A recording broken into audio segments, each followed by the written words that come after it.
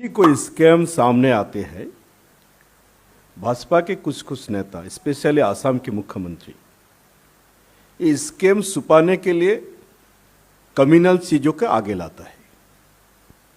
आसाम के मुख्यमंत्री आसाम के 3 कोटी 30 लाख जनता के मुख्यमंत्री है। संविधान के नाम पर शपथ लिया। जब ये घोटाला प्रकाश हुआ, ये बात सच है, आसाम का ज़्यादा से ज़्यादा जो मेन स्ट्रीम मीडिया उसमें नहीं आया, पोर्टल में आया।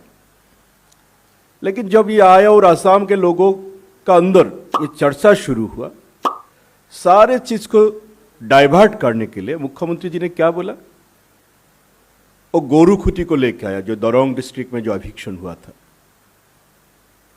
बोला गोरुखुटी में आसाम का लोगों ने 1983 का रिवेंज लिया।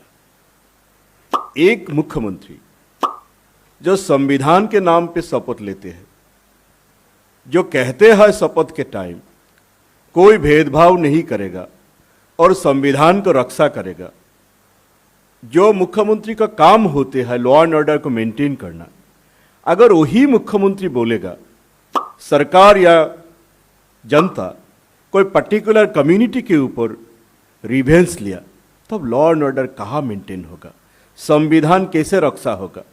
ये सारे चीज हिमंत बिस्वा शर्मा ने किया था। जो घोटाला हुआ, भूमि घोटाला, इसको छुपाने के लिए। तो मेरा विचार में Himanta Biswa Sarma is the chief violator of constitution in Assam.